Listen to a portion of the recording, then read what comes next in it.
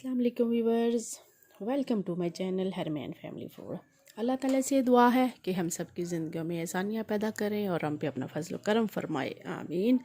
Viewers, आज मैं बहुत ही मज़े की रेसिपी आपके साथ शेयर करने जा रही हूँ, जो है जी दूध और गाजर की खीर, जिसको हम लोग अमूमन पंजाबी में गजरेला बोलते हैं। एक स्पेशल इंग्रेडिएंट के साथ मैं इसको बनाऊँगी, जिसकी वजह से हमारी खीर जो है बहुत ही क्रीमी सी बनेगी और बहुत ही मज़े की बनेगी।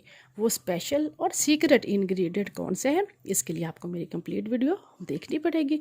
और साथ ही दोस्तों, अगर रेसिपी अच्छी लगे तो हमारे चैनल को लाइक एंड सब्सक्राइब कीजिएगा। तो रेसिपी को करते हैं शुरू। बिस्मिल्लाहिर्रहमानिर्रहीम। दूध और गाजर की खीर बनाने के लिए यहाँ पे मैंने तकरीबन आधा किलो के करीब गाजर ली थी, जिसको मैंने धो के वाश करके कद्दूकश करके रख लिया था। एक बड़े से बाउल में आपको ये गाजर जो है वो कद्दूकश की नज़र आ रही है। ये है सीक्रेट इंग्रेडिएंट हमारी रेसिपी का, कद्दूकश किया हुआ नारियल कोकोनट, जिसकी वजह से इसका जो टेस्ट है वो बहुत ही क्रीमी आएगा। 8 से 10 अदद के करीब छोटी इलायची है, खुशबू के लिए और टेस्ट के लिए बहुत अच्छी। साथ में चीनी, आधी कटोरी के करीब ये मैंने चीनी ली हुई है। आप अपने टेस्ट के मुताबिक कम या ज़्यादा कर सकते हैं। आधी कटोरी के करीब बादाम है, जिसको मैंने बारीक कटिंग में कट कर लिया था। बादाम के साथ बहुत ही ये हेल्दी बनेंगी और बहुत ही मज़े का इनका टेस्ट आता है गजरेले में। तो साथ ही मैंने लिए थे तकरीबन आपको 2 जग के करीब दूध नज़र आ रहा है। इनमें तकरीबन 4 किलो के करीब दूध है। तो मैंने बड़ा बर्तन नहीं था, तो मैंने ये छोटे छोटे जग में डाल के इनको इस तरह आपको दिखा रही हूँ वीडियो में। तो दूध व्यूअर्स आप कम या ज़्यादा कर सकते हैं। ये घर का हमारे भैंस का दूध है, गांव से मैंने मंगवाया था, फुल फैट। तो दूध जितना आप ऐड करेंगे उतना ही खीर का जो टेस्ट है वो बहुत अच्छा क्रीमी सा और बहुत यमी सा आएगा। तो दूध कोशिश कीजिएगा कि आप जो है वो ज़रा खालिस इस्तेमाल करें। अगर नहीं है तो कोई बात नहीं, डिब्बे का भी आप यूज़ कर सकते हैं, कोई इतना मसला नहीं है। साथ में आपको ये मिट्टी के बर्तन में एक छोटे से कटोरे में चावल भीगे हुए नज़र आ रहे हैं, जो मैंने तकरीबन 1 पाव के करीब लिए। तो अब करते हैं क्या कि एक मैंने फ्लेम ऑन करके एक बड़ा सा देज का उसके ऊपर रख लिए चूल्हे पे। और अब हम जो है जो दूध मैंने लिए था वो इसके अंदर मैं ऐड करती हूँ। बिस्मिल्लाहिर्रहमानिर्रहीम पढ़ के आप दूध डालें। सर्दियों की स्पेशल होती है ये। हम लोग हलवा तो बना के खाते ही हैं। हलवे की भी रेसिपी व्यूअर्स हमारे यूट्यूब चैनल पे अपलोड है।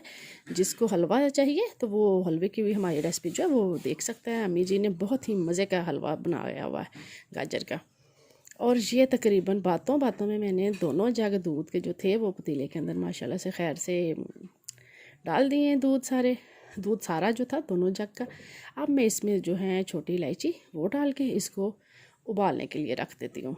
ये देखें, छोटी इलायचियाँ मैंने खोल ली थी, तो सारी आप डाल लें। मुझे बहुत अच्छी लगती हैं मीठे में।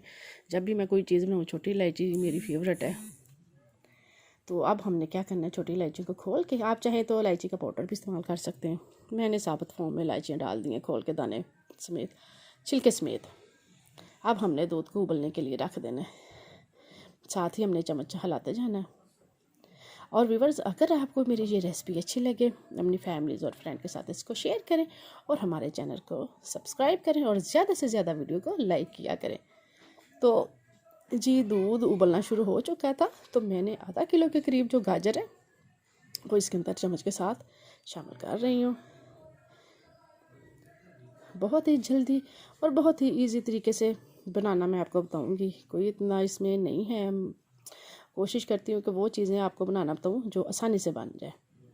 तो गाजर भी हमने ऐड कर दी और साथ ही मैंने 1 पाव के करीब जो चावल थे, जिनको मैंने आधा घंटा पहले भिगो के रखा हुआ था, वो भी मैंने इसके अंदर ऐड कर दिए।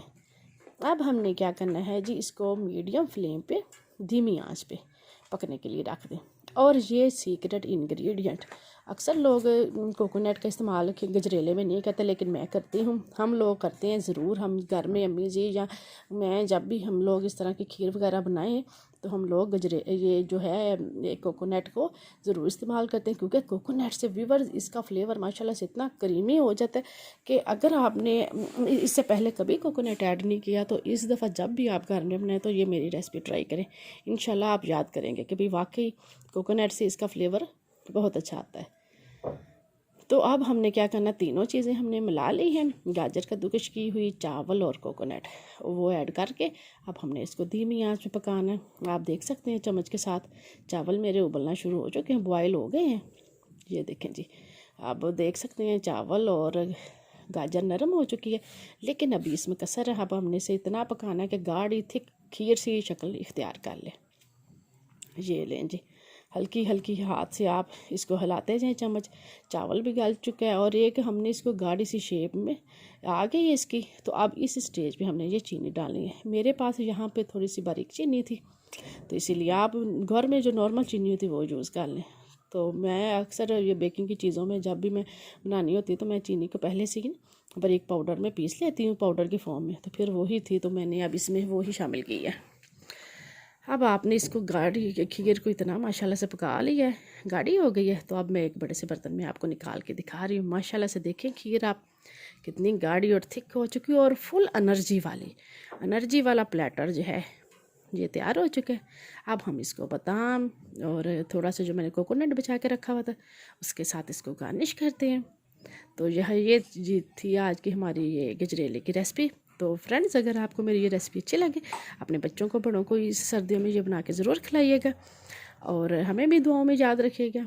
और मुझे नेक्स्ट वीडियो इजाज़त। अपना और अपने प्यारों का बहुत सा ख्याल रखें। अल्लाह हाफिज़।